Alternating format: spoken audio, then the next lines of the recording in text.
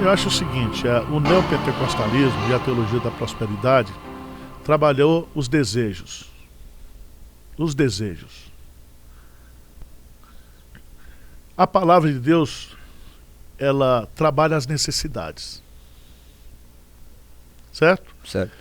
Então, o que a pessoa precisa? A pessoa precisa de desejos satisfeitos ou de necessidades supridas? Se você pegar a Bíblia, Deus nunca assumiu um compromisso de satisfazer os teus desejos. Ele tem um compromisso de atender às suas o quê? Necessidades. Meu Deus. É verdade. De que adianta o homem ganhar o mundo inteiro? E ganhar o mundo inteiro o quê? É desejo. É desejo.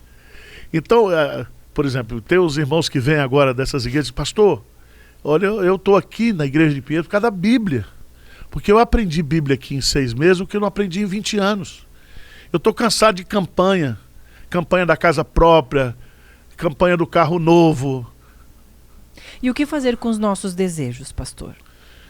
Boa pergunta.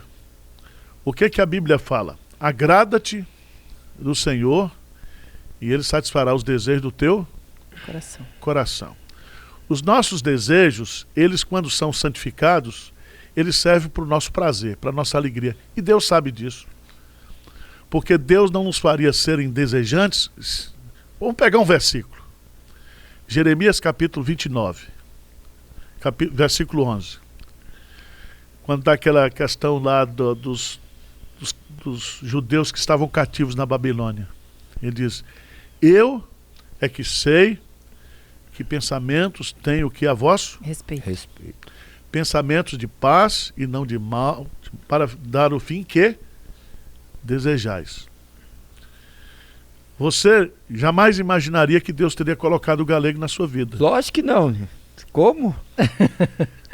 Você quer um desejo mais satisfatório? Você quer matar de vez em quando, mas... Mas é isso que eu falo. Deus, Ele sabe, Ele conhece os nossos desejos. Mas você sabe que isso fica às vezes confuso, até para as pessoas que estão em casa, porque assim, desejos a gente tem, né, pastor? Sim. A gente tem desejos. Certo. E quando você olha para uma pessoa e fala assim, nossa, mas aquela pessoa ela teve o desejo e o desejo dela foi realizado, principalmente hoje. Hoje não, acho que sempre, os maiores desejos das pessoas são financeiros, né? Eu quero uma casa, eu quero um carro, eu quero ter dinheiro e tal. E aí você olha para a vida daquela pessoa e fala, nossa, mas os desejos que eu tinha, ela conseguiu realizar. Só que ela não segue a Cristo, né? Ela nem conhece a palavra de Deus, ela nega o Senhor. E eu que estou aqui diante de Deus, não consigo realizar os meus planos. Isso é muito bom, porque eu tenho certeza que muitas pessoas estão em casa, passam por isso. Aí você vai para o Salmo 37, né?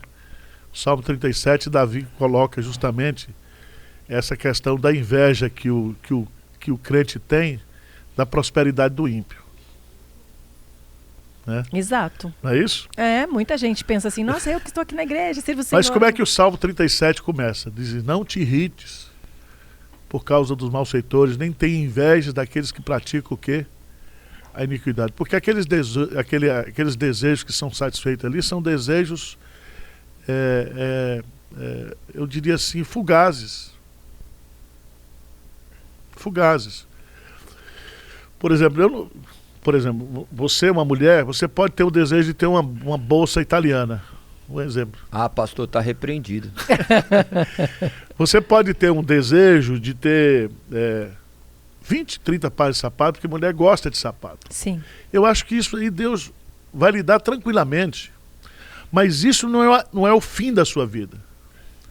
Deus vai lhe dar, como eu diria assim, graça sobre graça. Mas o que você precisa para ser feliz, Deus vai lhe dar. Entendeu? Amém. Deus vai lhe dar. Então, e há coisas, por exemplo, há sonhos, porque ele diz assim, né? Quando ele diz, agrada-te do Senhor e satisfará os desejos.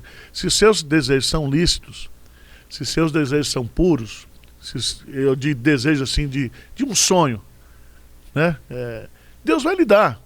Mas comprar uma casa, comprar um carro melhor. Isso aí não tem problema, isso aí faz parte, eu diria assim, são as bênçãos naturais da vida do cristão. Mas aquilo não é o fim em si mesmo, porque a teologia da prosperidade, o fim justifica os meios. Sim, sim. E Deus é colocado como intermediário dessas coisas. Daí na pessoa não quer Deus. Vamos pegar a questão da oração, né? Eu gosto muito dessa questão da oração. Tem coisas que você ora e Deus lhe dá. Porque Ele é Pai e Ele conhece todas as nossas necessidades. Certo? Então, por exemplo, tem muita coisa que você não orou hoje, pela qual você não orou, e Deus lhe deu. Sim, muitas. Muitas. Muitas. Inclusive a vida. Exato. Você nasceu... É, verdade. Certo? Tem coisas que você vai desejar e vai pedir a Deus, e Deus nunca vai lhe dar. Veja a quantidade de orações que você tem na Bíblia, que Deus disse não. Sim. Porque Ele sabe o que é melhor para mim. Ele não vai me dar. Eu me lembro quando eu tinha um filho pequeno, né? Eu morava perto do Shopping Eldorado, e eu levei meu filho pequeno pro shopping, e o Eldorado estava sortindo uma Ferrari, né? E ele entrou nessa Ferrari, e ele disse assim: pai, compra uma Ferrari dessa pra gente, né? Quer dizer, é um pedido que ele fez com o meu filho. Mas eu, como pastor, e pelo meu olerite, eu jamais poderia comprar uma Ferrari. E às vezes a gente chega para Deus pedindo coisas que você acha que se você tivesse aqui, você seria mais crente, mais feliz. Isso seria uma prova de que você seria uma mulher mais abençoada. E Deus vê tudo. Ele diz: não vou lhe dar isso. É, sim. E Ele sabe por quê, o motivo. É. E tem coisas na Bíblia que Deus só vai lhe dar se você orar. Então, tem coisas que você não ora e Deus dá. Tem coisas que você ora e Deus diz não. Você pede e Ele não lhe dá.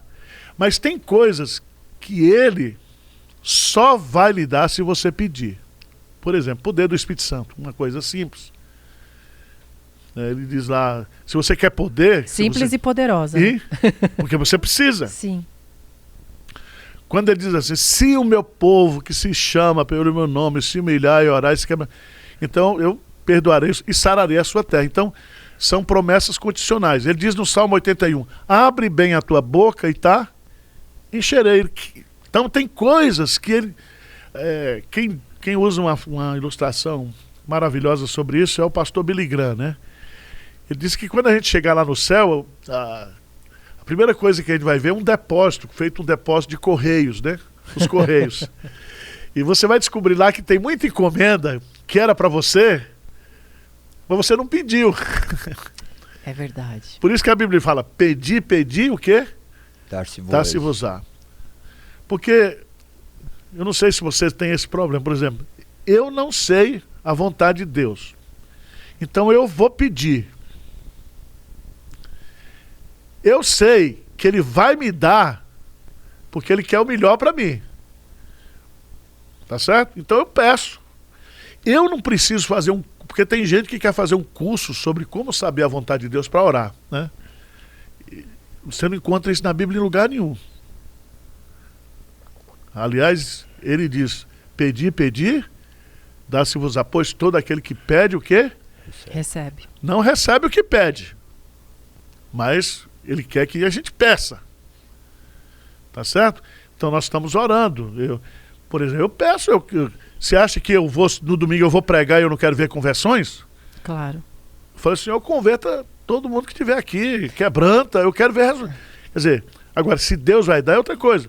E eu sei que Ele quer que eu ore pedindo. Mas é que também cada um tem um desejo no coração, né? Olha a oração do Senhor, né? Para que as pessoas sejam convertidas, para que as pessoas sejam cheias do Espírito Santo. Mas vai ter gente que vai orar em casa para ter uma casa, para ser rico, para ser próspero, para ter a bolsa italiana. Exatamente. É porque é o seguinte: existe uma diferença entre desejo e avareza, né? Negociação.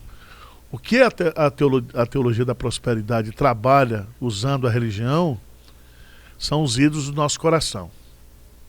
Porque a medida do ter nunca se enche. Nunca se enche. A gente quer ter. E Deus sabe o que a gente precisa, e Ele sabe, por exemplo, se eu tiver aquilo vai me prejudicar. Sim. Né? Então, eu fico com a pena danada de Moisés, né? Eu gosto de Moisés. Moisés foi um homem que falou face a face com Deus. Está lá em Deuteronômio capítulo 31, que jamais levantou um homem como Moisés. Mas Moisés, ele queria entrar na terra prometida. E ele sobe lá no monte, e Deus disse assim: olha, tudo mas você não vai entrar. Eu fico com a pena dele. Aí Deus fala assim, não, Moisés, fica tranquilo. Aí depois você vai ver lá nos Heróis da Fé, né, o próprio exemplo de Moisés e de Abraão, é que eles buscavam a pátria superior. Será que Moisés se sentiu injustiçado? Acho que injustiçado não, mas Deus disse ao Moisés, não me enche mais a paciência, eu já falei que você não vai entrar. Nossa. Aí ele vê a terra. Só dá uma olhada. Dá uma olhada, vê aí tudo. Mas por quê? Porque eu acho que mais do que entrar na terra, entrar no céu. Quer dizer, a recompensa de Deus para Moisés é muito maior do que aquela terra lá. A primeira vez que eu fui a Israel, eu fiquei questionando Deus. Eu falei, como é que Deus diz lá na Bíblia que essa terra mana leite e mel? Você vai lá, é pior do que o sertão nordestino. Sabe? A terra em si, quer dizer, vai se tornar terra que leite, por causa da bênção de Deus, né? Mas olhar para aquilo ali, humanamente falando, né? Humanamente falando, quando eu entrei por Israel, justamente pelo sul ali, por Elad, quando você vai passando pelo deserto, e aí eu não entendi também, porque eu vi ponte no deserto. E aí a pessoa falou, não, porque de vez em quando chove aqui, vem os rios, né? Uhum. As correntes de Negueb, aquele negócio todo, aí você vai entendendo. Aí você começa a olhar para o lado direito e você vê as tâmaras, você vê as frutas.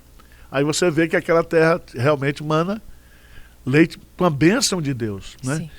Então, eu creio que a teologia da prosperidade, ela distorceu muito o evangelho. Porque ela trabalha naquilo que é mais demoníaco na nossa vida. Mais demoníaco, os maiores desejos os do coração. Ídolos. E outra coisa, a barganha com Deus. É. Né? A barganha com Deus. E aí também, quando não acontece aquilo, geralmente essas pessoas, elas se decepcionam com Deus, porque elas tiveram um ensinamento equivocado acerca de Deus. Conheceram um Deus diferente. E superficial, muitas vezes, né? E a pessoa que falou para ela aquilo, não falou em nome de Deus. Está lá em Jeremias capítulo 23. Quem tem sonho, conte como sonho. Porque quando a pessoa começa a encher as pessoas de vãs esperanças, essas vãs esperanças fazem com que a pessoa se esqueça de Deus, de quem Deus é. E começa a ter um conceito de Deus que não é o bíblico.